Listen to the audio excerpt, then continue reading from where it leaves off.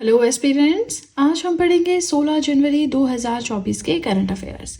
तो जल्दी से निकालें अपना पेपर पेन एंड करें वीडियो के साथ में ही अपनी नोट्स मेकिंग स्टार्ट।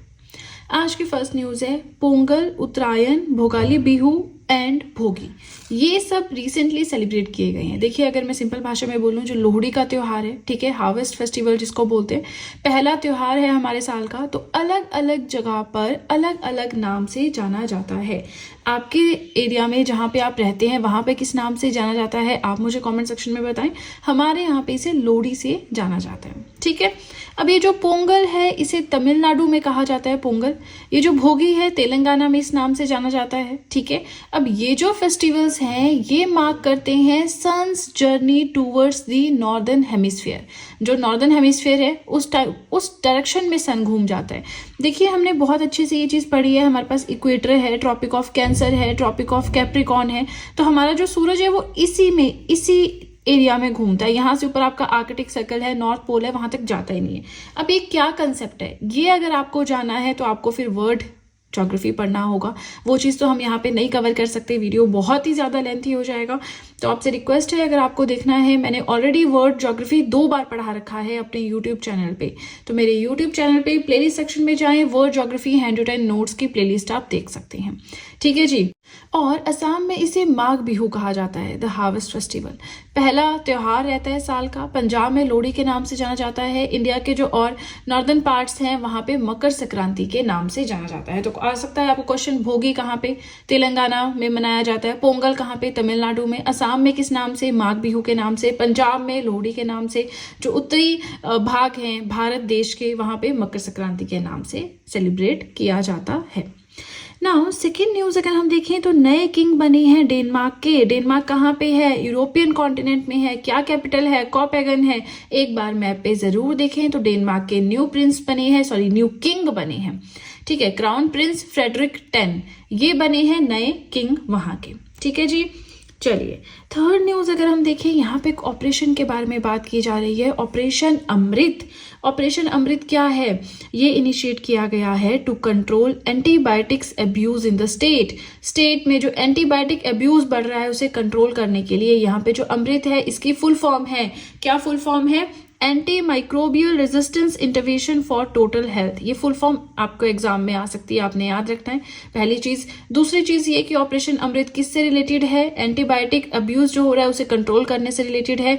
क्या ये सेंट्रल गवर्नमेंट के द्वारा लॉन्च किया गया है, नहीं, हम पर्टिकुलर स्टेट की बात कर रहे हैं ना। तो केरला गवर्नमेंट ने इसे लॉन्च किया है, केरला स्टेट में ये ऑपरेशन चलाया जाएगा। केरला का जो the Kerala drugs control department है, उन्होंने ये ऑपरेशन स्टार्ट किया है। It will monitor the sale of antibiotics की सेल किस तरह से होगी उसे मॉनिटर करेगा, ठीक है ना।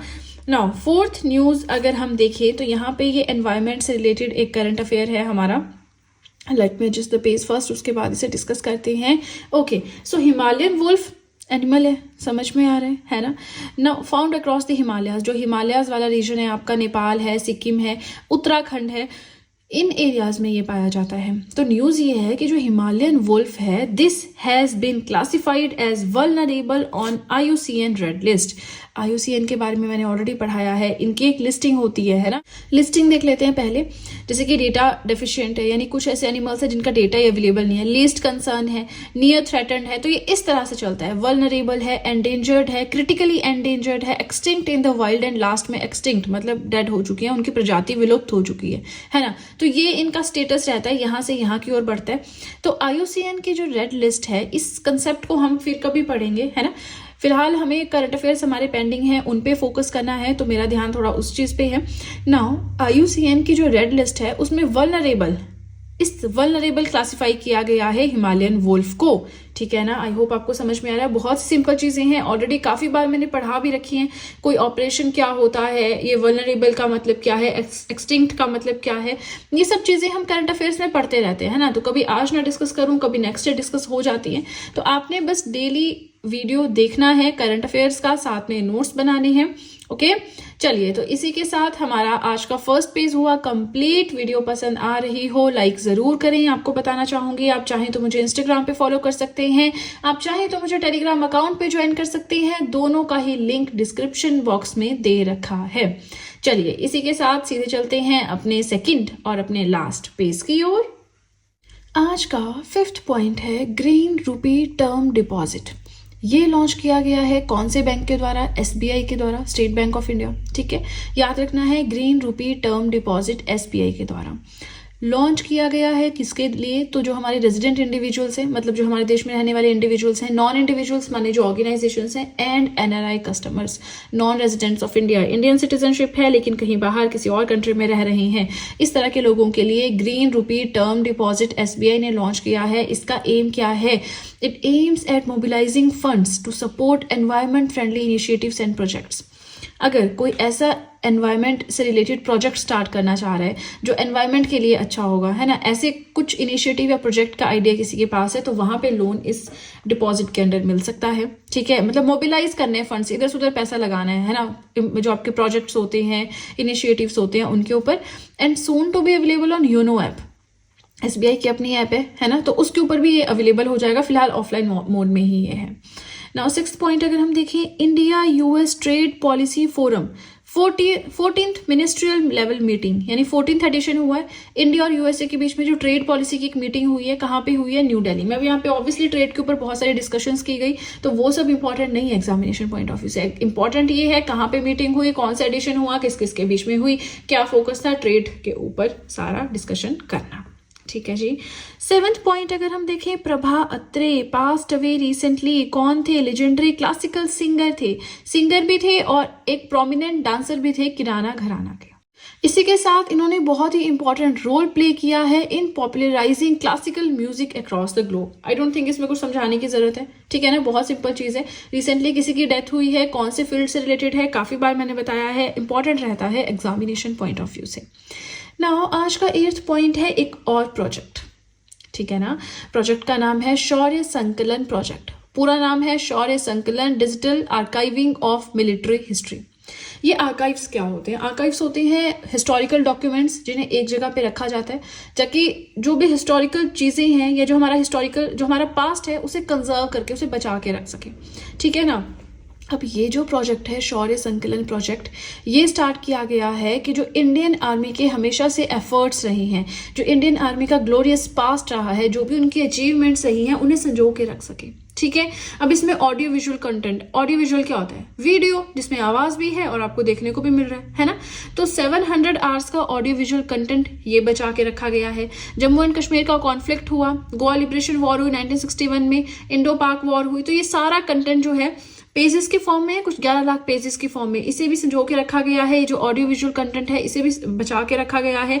कुछ मिलिट्री म्यूजियम्स में रखा गया है और भी बहुत सारे आर्काइवल प्लेसेस हैं जहां पे रखा गया है, ठीक है ना।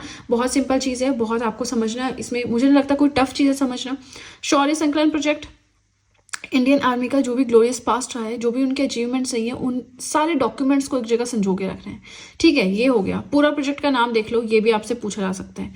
जितनी वॉर्स हुई, जो भी हुआ, उसमें क्या क्या आउटकम्स रही, क्या कैसे कैसे डिसीजंस लिए गए, वो सब कुछ इसमें जो है वो आर्काइवल फॉर्म में रखा गया है, ठीक है जी। चलिए इसी के साथ हम पहुंच गए आज के 9th पॉइंट की ओर। जैसे कि आप लोगों की ख्वाहिश रहती है ना कि मैम जल्दी जल्दी पढ़ाएं, वीडियो ज़्यादा लेंथी नहीं होनी चाहिए, तो मुझे भी ये चीज़ समझ में आ रही है कि आपके ऊपर बहुत सारा अब एक तरह से बर्डन हो जाएगा, आपको करंट अफेयर के नोट्स बनाने होंगे। बट कोशिश रहेगी कि मैं रिविजन बिट्स ना ऐड करूँ, सिर्फ मेन पॉइंट्स ऐड करूँ ताकि आपका छूटे ना कुछ, ठीक है। चलिए 9th पॉइंट हमारा आता है, ये भी बहुत इंपॉर्टेंट पॉइंट है, एनवायरमेंट का पॉइंट है। That after 33 years a new species of butterfly has been discovered in Western Ghats. Eastern Ghat, Western Ghat, कहाँ की कौन सी हाईएस्ट पीक है, सब कुछ मैंने पढ़ा रखा है ना। इंडियन ज्योग्राफी में बहुत अच्छे अच्छे पॉइंट्स, बहुत अच्छे अच्छे टॉपिक्स हमने कवर किए हैं जो कि एग्जामिनेशन पॉइंट ऑफ व्यू से बहुत इंपॉर्टेंट है।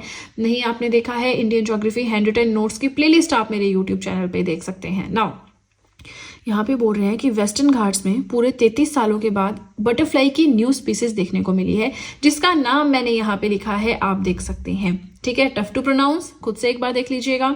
नाउ अब देखिए न्यू स्पीसीज मिली है, तो पहले सिर्फ 7 ही स्पीसीज थी वहां पे, अब 8 हो गई है, ठीक है। कॉमन नेम इस बटरफ्लाई का है क्लाउड फॉरेस्ट सिल्वर लाइन। ये आपने याद रखना है, क्वेश्चन आपको यहाँ से आ सकता है कि न्यू स्पीसीज मिली है रिसेंटली वेस्टर्न घाट में, क्या नाम है उसका, ठीक है ना, क्या कॉमनली किस नाम से उसको बोला जाता है। तो इस तरह के क्वेश्चंस आते हैं, आपने याद नहीं करना बहुत ऐसे सिगारिटीज, मेगा मलाई, एनिसिस, ऐसे कुछ भी करके याद कर लो, ठीक है, ताकि एग्जाम में 4 ऑप्शन हो तो आप आइडेंटिफाई कर सको कौन सा सही है। ठीक है, चलिए, तो इसी के साथ हमारे आज का टॉपिक हुआ, आज के करंट अफेयर्स हुए कंप्लीट। और आपको बताना चाहूँगी, देखिए अगर आप चाहें तो जीएस हैंडरिटन नोट्स परचेज कर सकते हैं। नोट्स परचेज करने का लिंक मैंने डिस्क्रिप्शन बॉक्स में दे रखा है। इसी के साथ वीडियो पसंद आए लाइक ज़रूर कीजिएगा, चैनल को ज़रूर सब्सक्राइब करें, बेल आइकन को प्रेस करें, सो दैट मैं जैसे कोई वीडियो अपलोड करूँ सबसे पहले नोटिफिकेशन आपके पास पहुँचे। प्लस जो भी आपके फ्रेंड्स हैं जो भी गवर्नमेंट एग्जाम्स के लिए प्रिपेयर कर रहे हैं, उनके साथ भी मेरे चैनल का लिंक ज़रूर शेयर करें, so that in handwritten notes का उन्हें भी कुछ फायदा हो सके। तो चलिए फ्रेंड्स, आज के लिए इतना ही। अब हम मिलेंगे नेक्स्ट वीडियो में। So that's it and see you soon.